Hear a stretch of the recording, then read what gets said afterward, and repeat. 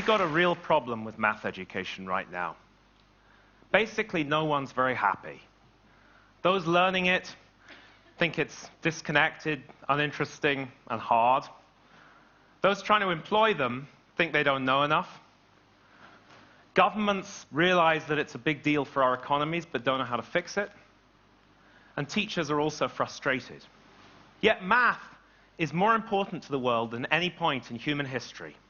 So at one end, we've got falling interest in education in math, and at the other end, we've got a more mathematical world, a more quantitative world than we ever have had. So what's the problem? Why has this chasm opened up, and what can we do to fix it? Well, actually, I think the answer is staring us right in the face. Use computers.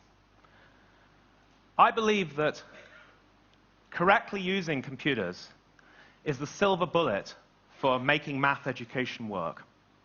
So to explain that, let me first talk a bit about what math looks like in the real world and what it looks like in education. See, in the real world, math isn't necessarily done by mathematicians. It's done by geologists, engineers, biologists, all sorts of different people, modeling and simulation. It's actually very popular. But in education, it looks very different. Dumbed-down problems, lots of calculating, mostly by hand. Lots of things that seem simple and not difficult, like in the real world, except if you're learning it. And another thing about math. Math sometimes looks like math, like in this example here. And sometimes it doesn't, like, am I drunk? And then you get an answer that's quantitative in the modern world. You wouldn't have expected that a few years back. But now you can find out all about, unfortunately my weight is a little higher than that, but all about what happens. So let's zoom out a bit and ask, why are we teaching people math? What's the point of teaching people math? And in particular, why are we teaching them math, and in general, why is it such an important part of education as a sort of compulsory subject? Well, I think there are about 3 reasons. Technical jobs, so critical to the development of our economies. What I call everyday living. You know, to function in the world today, you've got to be pretty quantitative, much more so than a few years ago. You know, figuring out your mortgages, being skeptical of government statistics, those kinds of things. And thirdly, what I would call, you know, something like logical mind training, logical thinking. Over the years, we've put so much in society into being able to process and think logically. It's part of human society. It's very important to learn that. Math is a great way to do that. So let's ask another question. What is math? What do we mean when we say we're doing math or educating people to do math? Well, I think it's about 4 steps, roughly speaking. Starting with posing the right question. What is it that we want to ask? What is it we're trying to find out here?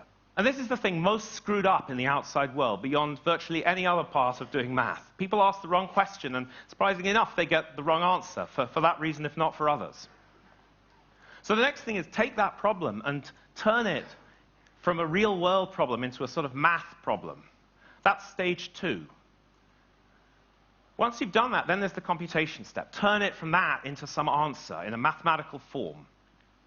And of course, math's very powerful at doing that. And then finally, turn it back to the real world. Did it answer the question? And also verify it, crucial step. Now here's the crazy thing right now. In math education, we're spending about perhaps 80% of the time teaching people to do step 3 by hand. Yet that's the one step computers can do better than any human after years of practice. Instead, we ought to be using computers to do step 3, and using the students to spend much more effort on learning how to do steps 1, 2, and 4, conceptualizing problems, applying them, getting the teacher to run them through how to do that. See, crucial point here, math is not equal to calculating. Math is a much broader subject than calculating. Now, it's understandable that this has all got intertwined over hundreds of years. There was only one way to do calculating, that was by hand. But in the last few decades, that has totally changed.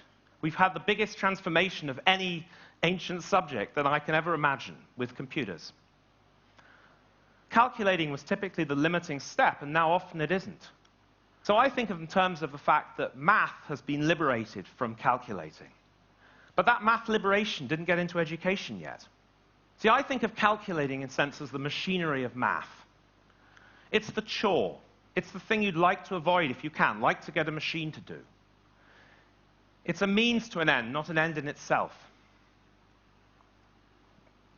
And automation allows us to have that machinery. Computers allow us to do that. And this is not a small problem by any means. I estimated that just today, across the world, we spent about 106 average world lifetimes teaching people how to calculate by hand. That's an amazing amount of human endeavor. So we better be damn sure, and by the way, they didn't even have fun doing it, most of them. So we better be damn sure that we know why we're doing that, and it has a real purpose. I think we should be assuming computers for doing the calculating and only doing hand calculations where it really makes sense to teach people that. And I think there are some cases. For example, mental arithmetic. I still do a lot of that, mainly for estimating. People say, is such and such true? And I think, not sure. I'll think about it roughly. It's still quicker to do that, more practical. So I think practicality is one case where it's worth teaching people by hand.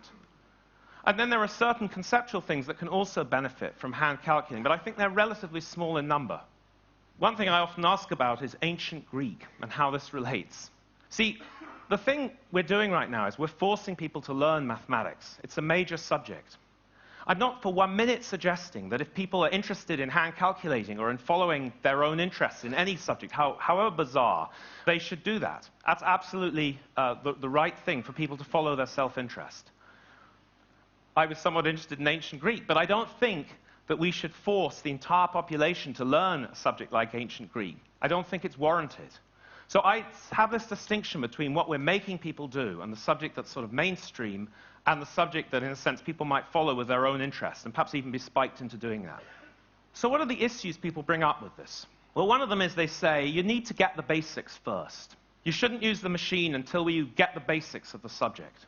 So my usual question is, what do you mean by basics? Basics of what? Are the basics of driving a car learning how to service it, or design it for that matter? Are the basics of writing learning how to sharpen a quill? I don't think so. I think you need to separate the basics of what you're trying to do from how it gets done and the machinery of how it gets done. And automation allows you to make that separation. You know, 100 years ago, it's certainly true that to drive a car, you kind of needed to know a lot about the mechanics of the car and how the ignition timing worked and all sorts of things. But automation in cars allowed that to separate. So driving is now a quite separate subject, so to speak, from engineering of the car or learning how to service it. So automation allows this separation and also allows, in the case of driving, and I believe also in the future case of maths, a democratized way of doing that. It can be spread across a much larger number of people who can really work with that. So there's another thing that comes up with basics. People confuse, in my view, the order of the invention of the tools with the order in which they should use them for teaching. So just because paper was invented before computers, it doesn't necessarily mean you get more to the basics of the subject by using paper instead of a computer to teach mathematics. Well, my daughter gave me a rather nice anecdote on this. She enjoys making what she calls paper laptops.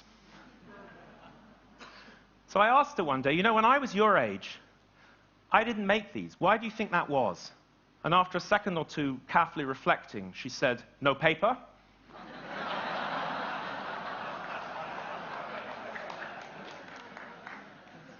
If you were born after computers and paper, it doesn't really matter which order you're taught with them in. You just want to have the best tool. So another one that comes up is computers dumb math down. That somehow, if you use a computer, it's all mindless button pushing. But if you do it by hand, it's all intellectual. This one kind of annoys me, I must say. You know, do we really believe that the math that most people are actually doing in school practically today is more than applying procedures to problems they don't really understand for reasons they don't get? I don't think so. And what's worse, what they're learning there isn't even practically useful anymore. It might have been 50 years ago, but it isn't anymore. When they're out of education, they do it on a computer. So just to be clear, I think computers can really help with this problem, actually make it more conceptual. Now, of course, like any great tool, they can be used completely mindlessly, like turning everything into a multimedia show, Like the example I was shown of solving an equation by hand, where the computer was the teacher, show the student how to manipulate and solve it by hand. This is just nuts. Why are we using computers to show a student how to solve a problem by hand that the computer should be doing anyway? All backwards. Let me show you that you can also make problems harder to calculate. See, normally in school, you do things like solve quadratic equations. But you see, when you're using a computer, you can just substitute. You can make it a quartic equation, make it kind of harder, calculating-wise. Same principles applied, calculations harder. And problems in the real world look knotty and horrible like this. They've got hair all over them. They're not just simple, dumbed-down things that we see in school math. And think of the outside world.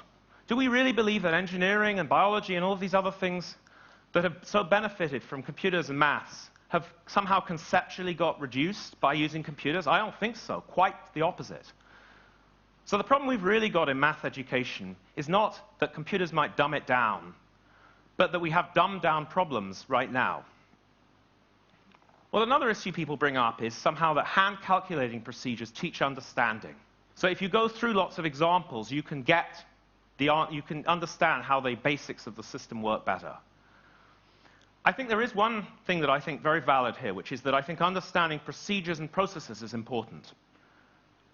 But there's a fantastic way to do that in the modern world. It's called programming. Programming is how most procedures and processes get written down these days. And it's also a great way to engage students much more and to check they really understand. If you really want to check you understand math, then write a program to do it. So programming is the way I think we should be doing that. So to be clear, what I really am suggesting here is we have a unique opportunity to make maths both more practical and more conceptual simultaneously. I can't think of any other subject where that's recently been possible. It's usually some kind of choice between the vocational and the intellectual. But I think we can do both at the same time here. And we open up so many more possibilities. You can do so many more problems. What I really think we gain from this is students getting intuition and experience in far greater quantities than they've ever got before. An experience of harder problems, being able to play with the math, interact with it, feel it.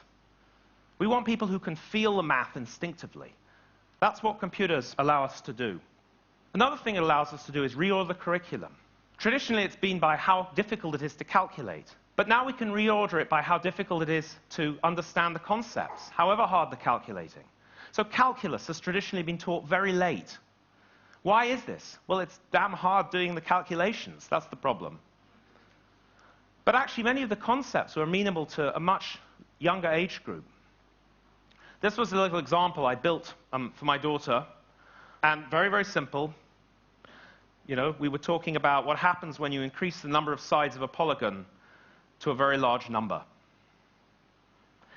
And of course, it turns into a circle. By the way, she was also very insistent on being able to change the color. Important feature for this demonstration. You can see that this is a very early step into limits and differential calculus and what happens when you take things to an extreme and very small sides and very large number of sides. But that, very simple example, that's a view of the world that we don't usually give people for many, many years after this. And yet that's a really important practical view of the world. So one of the roadblocks we have in moving this agenda forward is exams. In the end, if we test everyone by hand in exams, it's kind of hard to get the curricula changed to a point where they can use computers during the semesters. And one of the reasons it's so important, so it's very important to get computers in exams. And then we can ask questions, real questions. Questions like, what's the best life insurance policy to get? Real questions that people have in their everyday lives. And you see, this isn't some dumbed-down model here. This is an actual model where we can be asked to optimize what happens. How many years of protection do I need? What does that do to the payments and to the interest rates and so forth? Now, not for 1 minute suggesting it's the only kind of question that should be asked in exams, but I think it's a very important type that right now just gets completely ignored and is critical for people's real understanding. So I believe critical reform we have to do in computer-based math. We've got to make sure that we can move our economies forward, and also our societies, based on the idea that people can really feel mathematics.